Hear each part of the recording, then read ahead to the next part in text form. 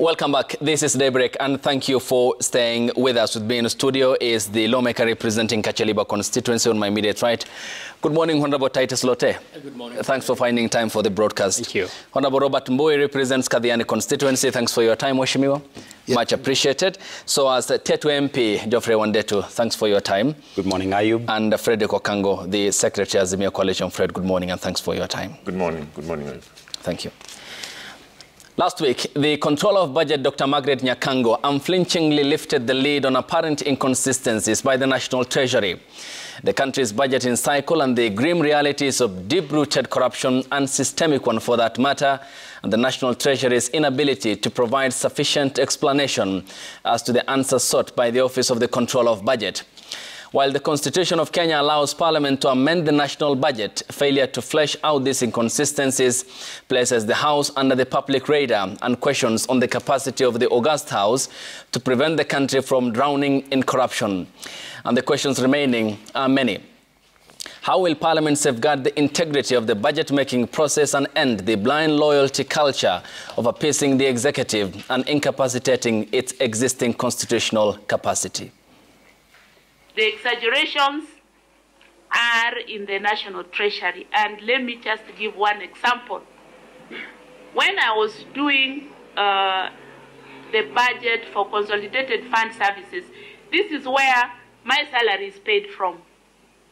I found out that my salary was budgeted at 3 times. Coming to you first, Honorable Geoffrey Wandetu, that was the Control of Budget, Dr. Margaret Nyakango, appearing before the National Dialogue Committee on Tuesday last week. How shocking is the revelation by the Office of the Controller of Budget on what she stated as budgeted corruption? Thank you, Ayub. And first of all, good morning to all our viewers. Ayub, before I answer your question, let me take this opportunity to wish all the best to our 900,000 KCSE students who start their exams today. Specifically to my 2,633 KCSE candidates from Tetu. And lastly to my own son, who is also a candidate. The second thing I would like to say Ayub. is... Ayub. I think I need to... We've been in some of this show so long. It's almost wired in my brain. But Ayub, let me also say that this morning our hearts also goes out to the people in the Middle East, especially the people in Gaza. We have a catastrophic crisis brewing there, and to call upon the international community to move fast so that we can restore peace and order in the Middle East, and so that all those children and the people who have been caught up in a war that they do not even understand can be able to get help.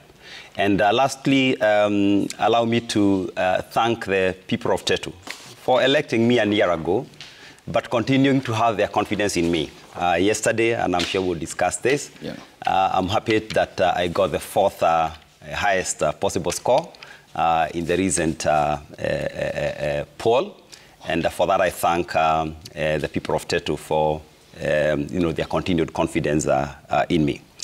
Let me now come to your question, Ayub, and what we read obviously yesterday in the papers and what we had the day before yesterday.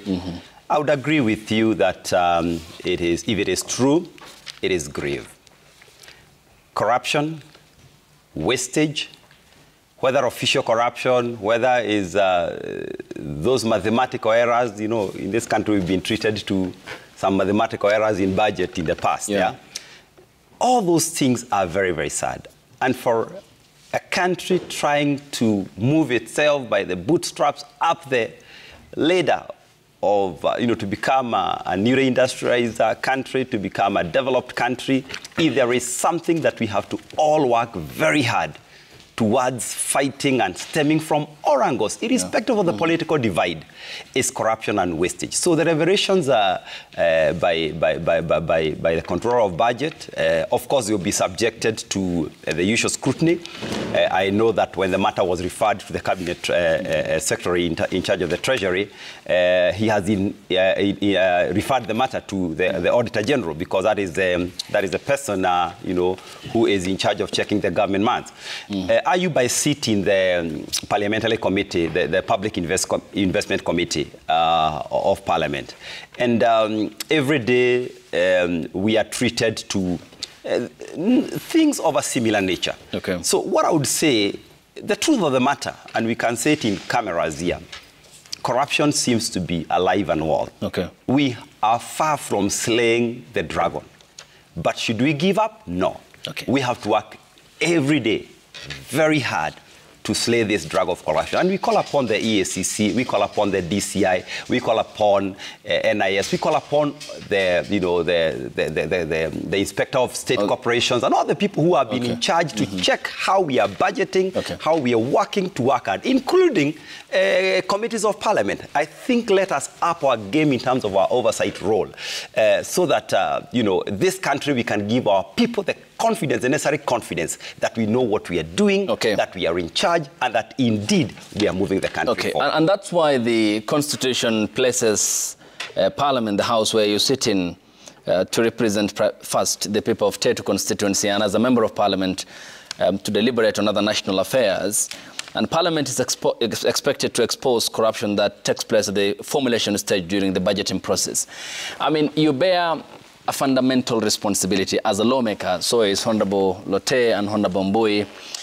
What then do you intend to do about these revelations as a lawmaker? Are you willing to speak about this? Because the National Treasury appears not to provide sufficient answers when called upon by the Control of Budget as to why there were the apparent inconsistencies of even mentioning the supplementary budget, offices and positions that are non-existent at the Office of the Control of Budget.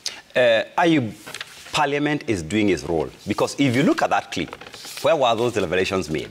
In front of the Budgeting and Appropriations Committee. So it is Parliament that is... They were made before the National Dialogue Committee. Yeah, before the National Dialogue Committee. But it is Parliament that keeps calling these people. We are always, like in our different committees, we are always calling these officers and asking them to explain. And I would believe the Budgeting and Appropriations Committee, the Public Accounts Committee, and the relevant committees of Parliament are going now to move fast. First of all, this is just an allegation. Yeah. She has brought some information. I think let us look at the veracity of the statements that have been made.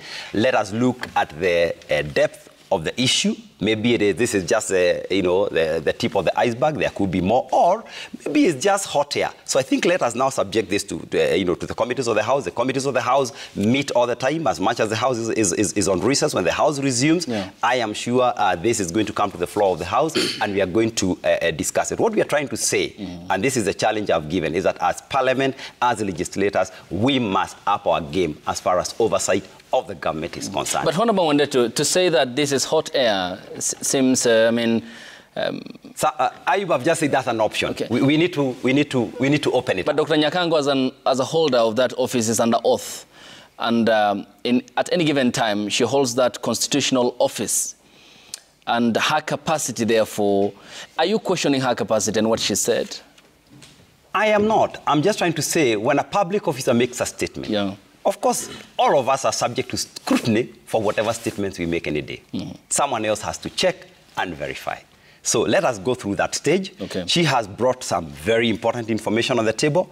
Let us now take it up from there. Thank you. Verify it, gauge it, and then from there decide on our way forward. But obviously, what she has done is obviously very important in terms of us moving, the war on corruption forward. Honorable Mbui, how appalling is this? And does it blow the cover off Parliament's role? Because she also mentions the financial year 2021-2022, where her office's annual budget was increased by millions of shillings, and also this financial year. It places you, members of Parliament, under the spotlight, is it? And how are you going to play your role effectively in pointing out some of these inconsistencies that the National Treasury brings you through the budget? Yeah, thank you, Ayub. And if you allow me, Ayub, just like my colleague, I also want to wish the candidates of KCSE an excellent period. Though Ayub, unfortunately, for the first time in the history of Kenya, they're going to have major challenges during this particular exam, because I raised it in Parliament recently that when you introduce a plan where the center managers will have to pick exams 2 times in a day, And considering the situation we are going through now of heavy rains, you know our terrain. Some of those, centers are very, very far from our institutions. You saw a teacher that was being carried across a river. It just makes me wonder whether we have the interest of our children at heart. Not to forget that there is a major, increase in cost, which has not even been met because some of our education officers are complaining that they don't even have enough money to fuel. In fact, they are borrowing fuel from petrol stations so that they can be able to manage the exam. I also understand that when exams get delayed, the mode of panic of the children also increases. So chances are that there are those that may do badly just because of the fear and the panic. Because if the exam should start at 2:30 and by 2:30 they have not managed to get the papers to school, then that would also affect the performance. But I want to tell our candidates, just take it easy and do your best. Brace yourselves for the delays. Okay. It's better they know that there will be delays so that they don't panic. Now, on this matter of the Controller of Budget, Margaret Nyakango, I am shocked at what my colleague has said. Our friends from Kenya Kwanza, and we call them friends because they really are our friends. And we wish that they could take what we tell them with the sincerity and the honesty that we deliver it. When he says that that could also be hot air, it just shows the kind of confidence that they have with the institutions that are there in this country that are supposed to help us. And it's unfortunate because I think for me, the Controller of Budget, for the first time, has lifted the veil on some very major issues that have been happening in the country. We have always heard of budgeted corruption, and none of them has ever come out cleanly and told us what's really going on. And so for me, I want to say that that was a very brave thing that she did. Okay. And in fact, I'll pray for her and hope that, for her sake, let us make sure that she's safe. Because I know there are people who are very, very unhappy, especially those mandarins at the Treasury. Because, I mean, they've been found out. But let me say... But Honorable Mbui, okay, as you proceed... You will have enough time to express yourself on that matter. It isn't the first time. Hear what she said. For example, in the year 2022-2023, the last financial year, for instance, the original budget had salaries and allowances for state officers under the Consolidated Fund Services at 4,612,368,337. This will later be reduced to 3,916,001,011 shillings after 696 million, 15% of the money, was removed when Treasury presented the second supplementary budget. This is the time you are also serving as a second-term member of parliament representing Kathiani constituency. As a lawmaker and alongside your colleagues in the last parliament, why were you unable? Because just the head of the snake is what she touched on. The tail is where, in the last financial year, she also pointed out the inconsistencies. What did you do as a lawmaker at the National Assembly then to represent Kenyans on this matter, which is very important as a lawmaker? Yeah, thank you, Ayub, and that's exactly where I was headed to. That, you see, when it comes to budget-making process, the current National Assembly is actually vested with that responsibility. But Ayub, you must also realize that the figures that Parliament uses are also drawn from Treasury. It is Treasury that gives a proposal. So what Parliament basically does, through the Committee of Budget and Appropriations Committee, we basically interrogate those figures. And you know, Ayub, there's a tendency to believe that the figures that are presented to Parliament are real. If Parliament is presented figures indicating the salaries that are going to be paid for state officers... Okay, Honorable Mbui, I'll just pause you. We need to cross over live and get this. We are monitoring the exams and examinations as we proceed with the discussion because we have enough time. And the PS, Belio Kipsang, is now following the monitoring of the examination, that is the Kenya Certificate of Secondary Education here at Westlands in the county of Nairobi. Here he has just overseen the opening of the container that bears the examination papers, where as is the tradition with the Ministry of Education officials, the continuous monitoring of the issuance of the examination papers. And here is the Principal Secretary at the Ministry of Education, Dr. Belio Kipsang, and other Ministry of Education officials here in Westlands in the county of Nairobi, where they are about to officiate the issuance of the examination papers, and this is meant to largely safeguard the integrity of the examination process, as the ministry and the government have committed at large, with the President Dr. William Ruto on Monday last week at Kiambu Township Primary School also officiating the administration of the last KCPE, calling for the Ministry of Education to safeguard what he said was the integrity of the examination process, with the ministry committing itself to what it said was to ensure that the process is immune from cheating, and people are termed as a hellbent on the leakaging of the examination papers, putting in place tough measures. The ministry and its officials say is meant to provide the required wrapping of the defensive wall to safeguard the examination papers. And here you can see the cutting off of the seals and the bearing the boxes have in terms of the respective sub-counties of Nairobi. This is Westlands, as you can see, the carton number, the route, and also the name, where the Principal Secretary, Dr. Belio Kipsang, is at the moment and about to monitor. And finally, the official presiding over of the examination papers will be getting the live sound of the Principal Secretary once he starts speaking at the moment, and will be, of course, crossing over to Westlands when the Principal Secretary starts speaking at Westlands. And also we will be keeping monitoring and keeping our eye also on other parts of the country, including in Nyeri County, in Nakuru, and also in the counties of Kisumu. Yes, Honorable Mbui, please proceed. You know, Ayub, I would have loved to see the PS in Samburu at lunchtime, having confirmed that all the first papers have been done and that he's ready to issue the second batch, and that the children are safe to do exams. Because when you do it here in the city, and the real problems are out there in the country, then this is just, I would say, just, you know, for showbiz. Okay. It's got to be real. Okay. Now, so I was saying this, Ayub, the issue of a budget-making process, because Parliament is directly involved, we don't do it alone. We do it with the Treasury. Unfortunately, I was shocked and appalled when I heard that, you know, some of these salaries that have been listed there are about 3 times more. And you see, when it comes to who are the salaries that are paid out to staff, we believe Treasury when they give us the figures.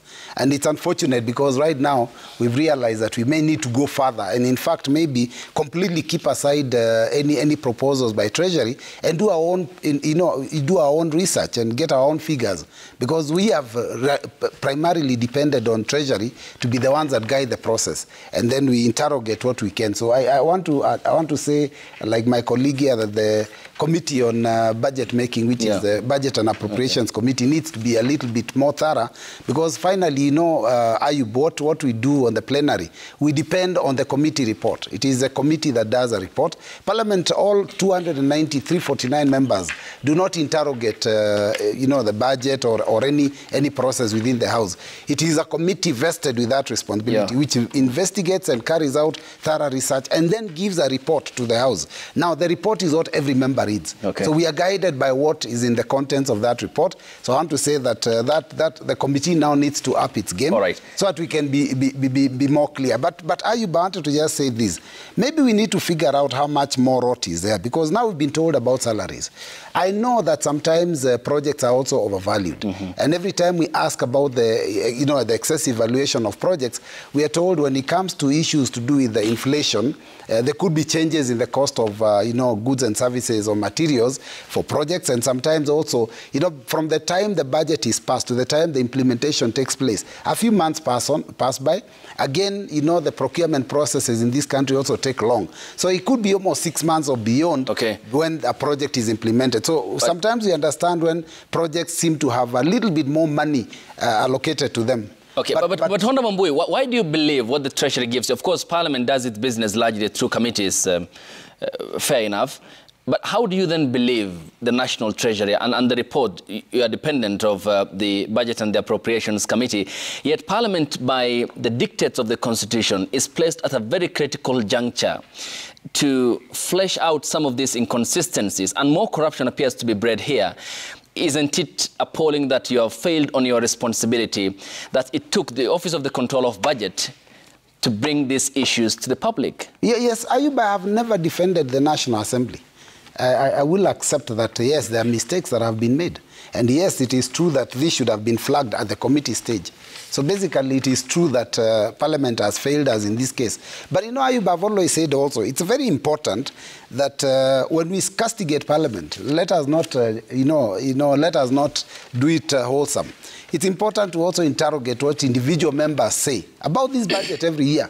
Some of us are consistent from the time I was elected. I have complained about the budget and the budget-making process every single time the budget is placed on the floor of the House. And these are some of the things that I have raised. And you see, you become a lone voice of few voices, and there's always that thing of Parliament being a democracy.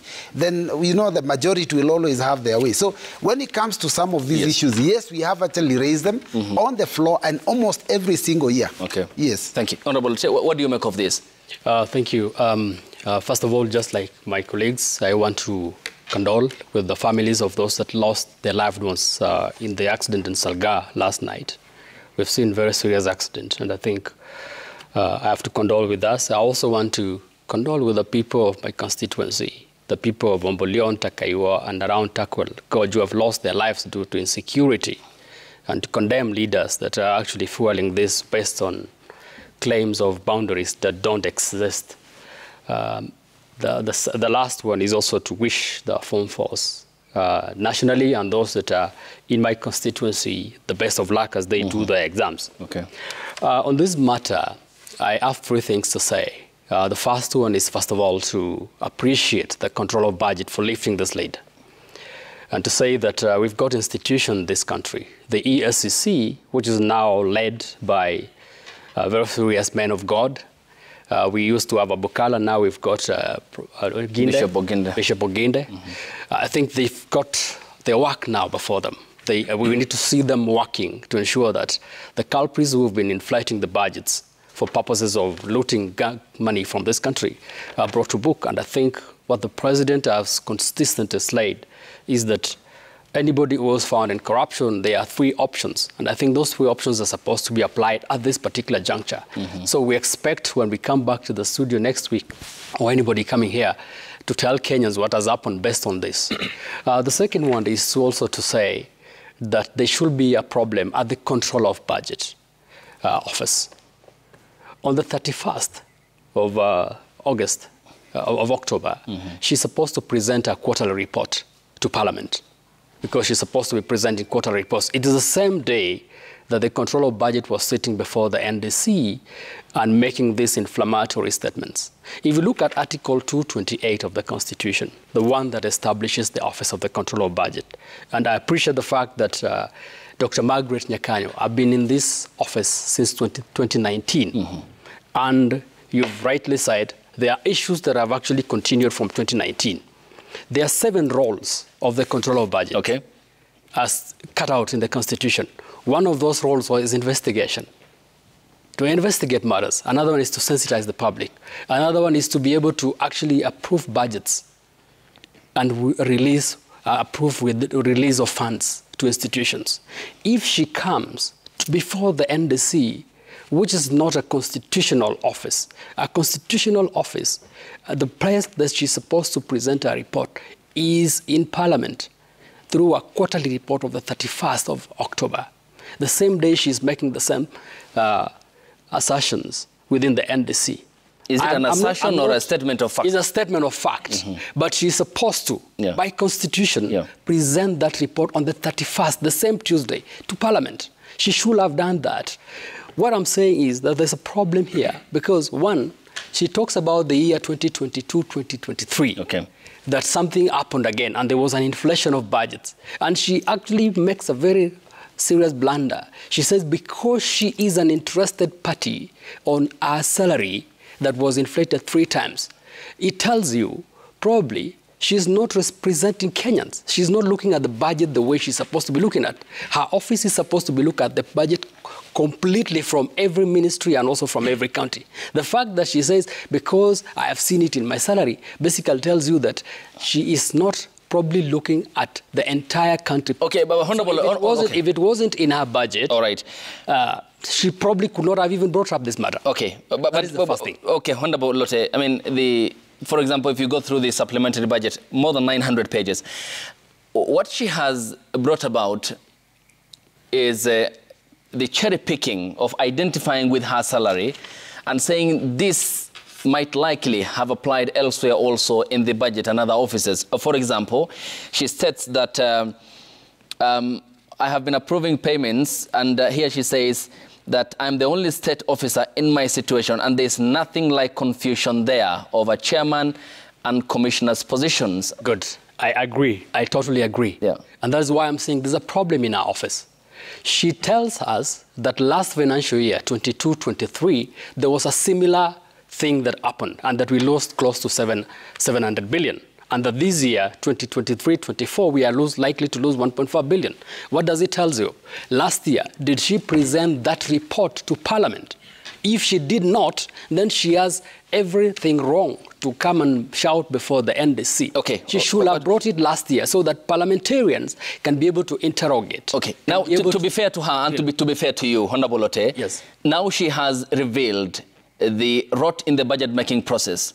And Parliament is a key player as a guardrail in this process to safeguard the integrity of the budget-making process. It's over to you. The button is now to you. What then do you do about this? I mean, this needs an address. I agree. What then do you do as a member of Parliament? I agree. I agree totally. It is actually us. If you look at Parliament, Parliament looks at 3 reports. Parliament does not appropriate salaries. It is the SRC that can be able to say which is the salary of the control of budget on any other person. So what Parliament does is they look through all the reports in terms of the line items of the budgets. So what Parliament can do, if Parliament was given information, and that's the reason why I'm asking, did she present that report for the last financial year? Because if she did not, then she failed Parliament, because Article 95 of the Constitution gives Parliament the roles of oversight over budgets. And this role actually comes through reports. And my friends have said, we're talking about reports. Okay. The report of the control of budgets are key instrument that parliaments are supposed to look through for them to be able to oversight. So if this report does not come from her, okay, and we hear it from the NDC, okay, it basically means Parliament do not have the tools to be able to investigate and be able to recommend for appropriate action on the people that she should have. So I'm saying she needs to. Thank you. Yeah. And Honorable Mbui also pointed out the key relevance that the Budget and Appropriations Committee does bear. And we just saw the live pictures from Nyeri County where the examination papers were distributed. And here are the pictures, as you can see, coming to us from Nyeri County Live, and Martin Munene is on this bit, and once we establish a live link, we'll be talking to him. Here you can see the different points of Nyeri County picking the examination papers and the process overseen by the Ministry of Education officials and the security personnel that is at hand to assist the ministry in the administration of the examinations across the country. More than, 900,000, not more than 900,000 KCSE learners will be sitting the examination today across 11,000 centers across the country, and this in the midst of flooding following the heavy rains in some parts of the country, largely in the counties of West Pokot, Mandera, Wajir, Garissa, Tana River, that has seen flooding affect not only the learning process but also affecting the livelihoods. The ministry saying it is at hand following a joint press did issue with other government officials that airlifting will be done to some parts of the country for the examination not to be affected. Also, we'll be keeping an eye on the accident in Salga, that is the Nakuru-Kisumu highway, where we have unfortunately lost the 10 people this early morning, and the police commander will be speaking to us. Evans Asiba will be on this bit and will be getting live to him once we establish the live link. As you can see, still on the side, the security personnel are keeping an eye on the accident. Fred, I'll come to you after the break. Thanks for the patience. The hashtag on Next is Daybreak. The SMS code is 22422 at Citizen TV Kenya and at Ayub Abdikadir. We proceed with the discussion here on the broadcast after the break. Stay tuned.